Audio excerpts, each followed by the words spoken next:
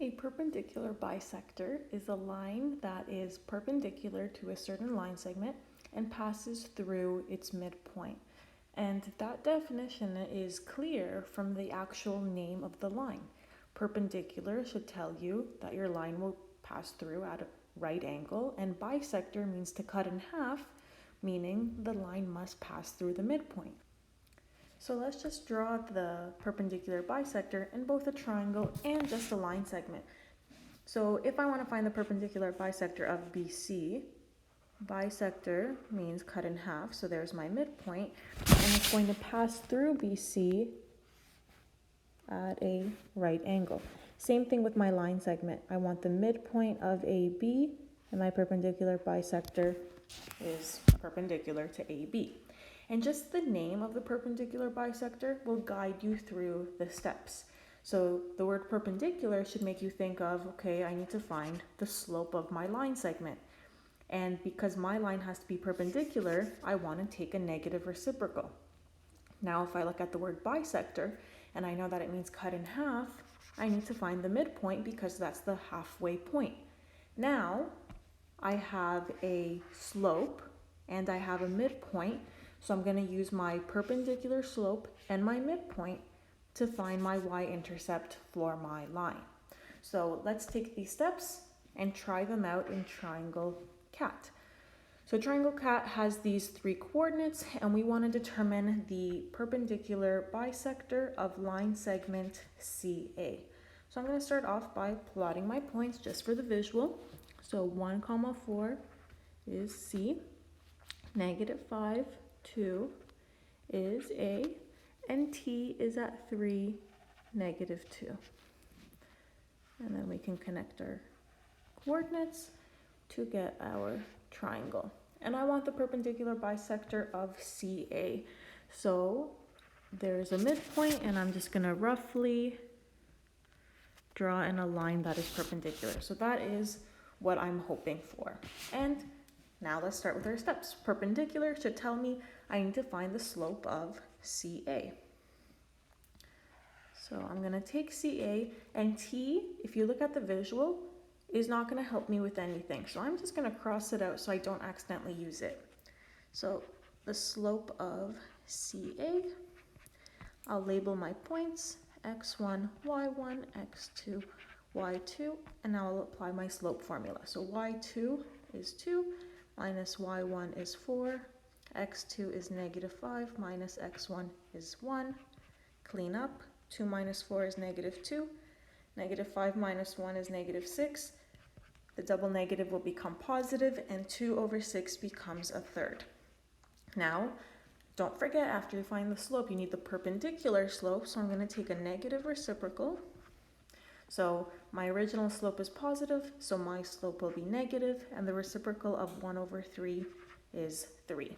So there is the slope of my perpendicular bisector. Now the only point that passes through the perpendicular bisector is the midpoint because of the word bisector. So let's go ahead and find the midpoint of CA. So I'm going to add my x coordinates, divide by 2, add my y coordinates, divide by 2, and that will simplify to 1 plus -5 is -4, and when I cut that in half, I get -2. 4 plus 2 is 6, divided by 2 is 3. So there we go. We have our slope of -3 and a coordinate of -2, 3. So let's do our grade 9 steps. Here's my slope. Now I'm going to plug my coordinate in. So for y, I'll put 3. For x, I'll put -2. Let's clean up here and do our multiplication. -3 times -2 is 6. And then let's bring that 6 over to isolate for b, to get -3 for the y-intercept. So now we can put it all together. -3x minus 3, and there we go. This is our perpendicular bisector. So the steps are straight in the name of the line. Let's try our last example. So here we have triangle ABC, and we want to find the perpendicular bisector of AB. So I'm just going to, again, draw roughly a triangle, and I want the perpendicular bisector of AB. So I'm going to put AB on my base and C at the top. So I need to pass through a midpoint, and I have to be perpendicular, and we can clearly see C has nothing to do with my perpendicular bisector. So I'm just going to cut it out so I don't accidentally use it.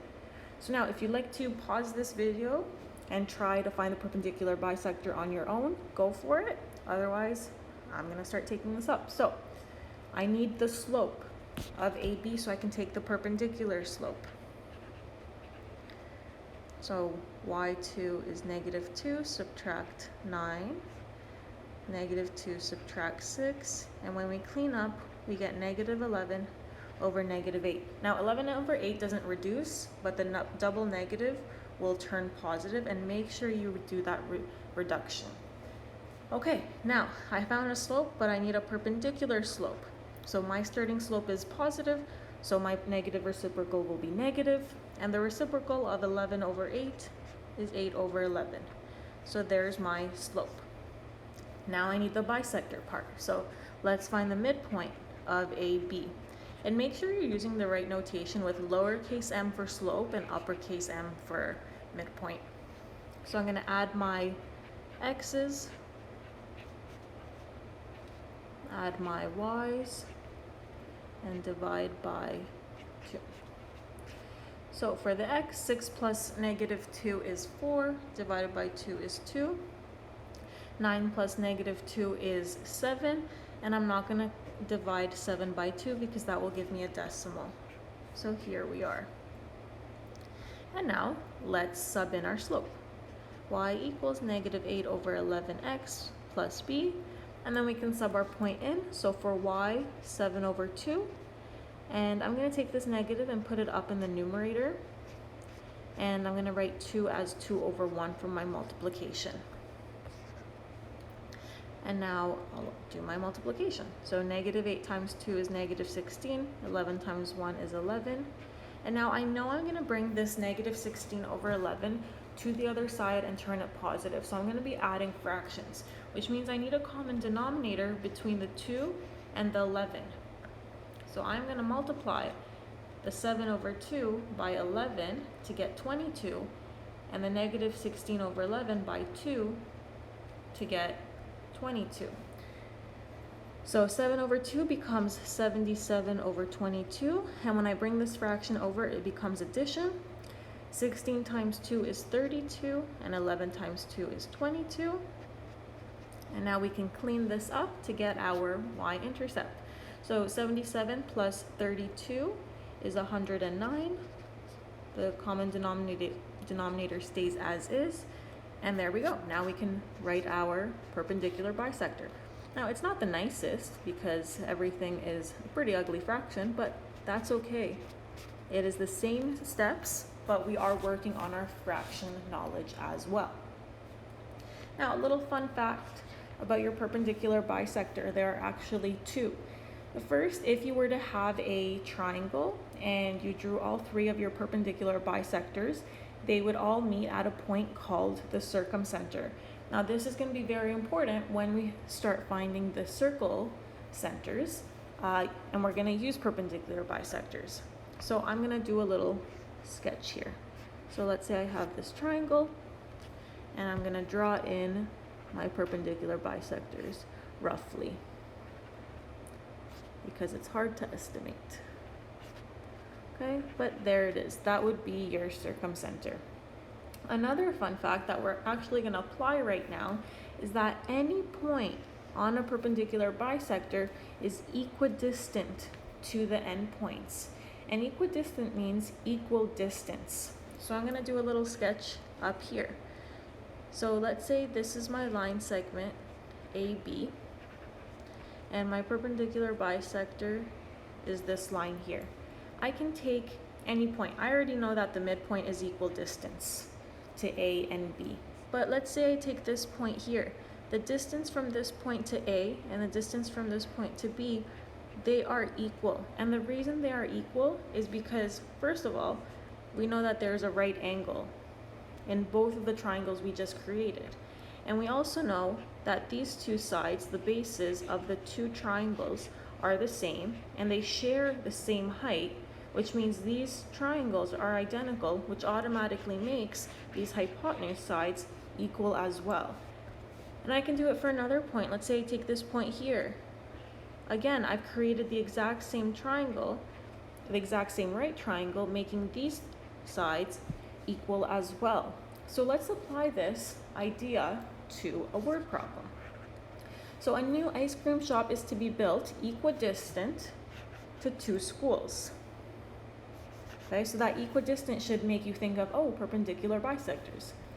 Hogwarts is located at 6, -1, and the Jedi School is located at 4, 5. Find 3 potential locations for the magical force gelato. And this magical force gelato has to be equidistant to the 2 schools. So I'm just going to start with a sketch here. Here's Hogwarts. And here's the Jedi School. And I'm just going to roughly draw in my perpendicular bisector. Now I need to find 3 locations. And right away, we should know 1 location, and that's the midpoint, but then I have to find another 2.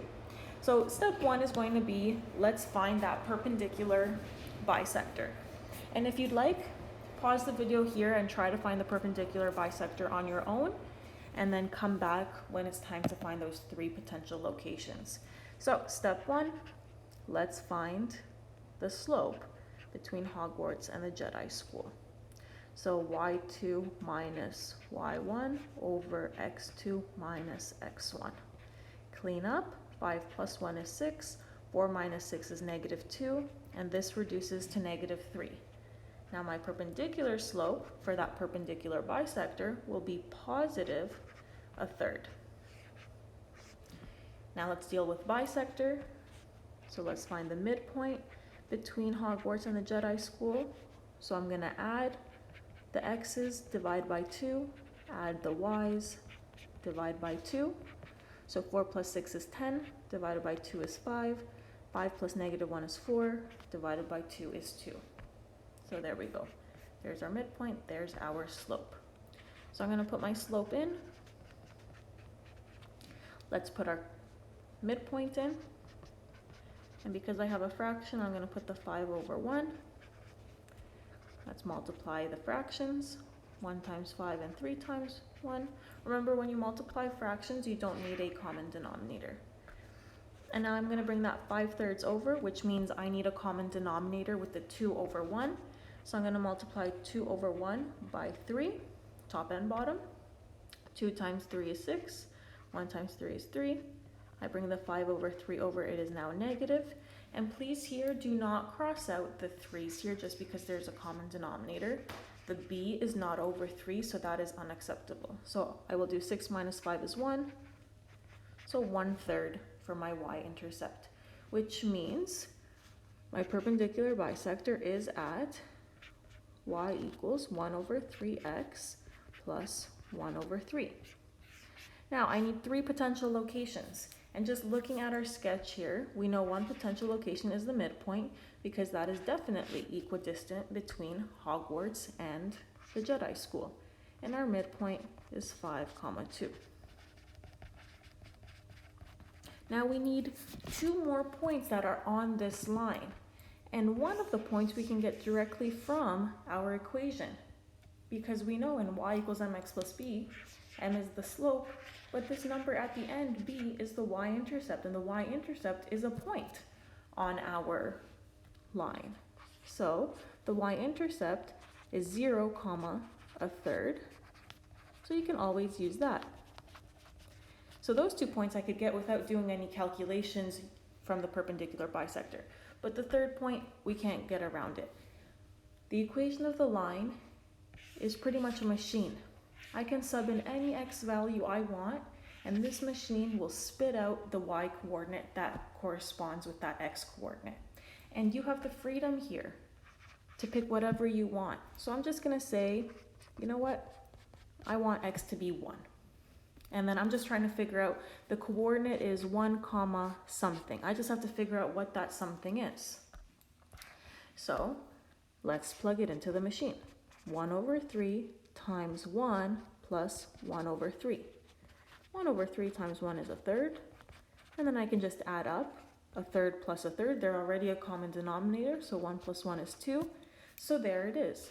That's the y-coordinate that matches the x-coordinate of 1. Now I have 3 coordinates, and you can pick any value for x. You can plug in -5, -10, 20, whatever you want, and this equation will spit out the corresponding y.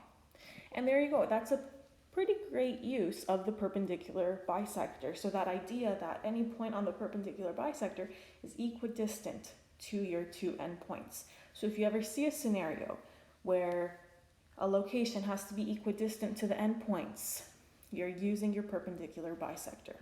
And again, the perpendicular bisector, the name of the line, gives you the steps. Find a slope, take a negative reciprocal, find a midpoint for the bisector. And that's it.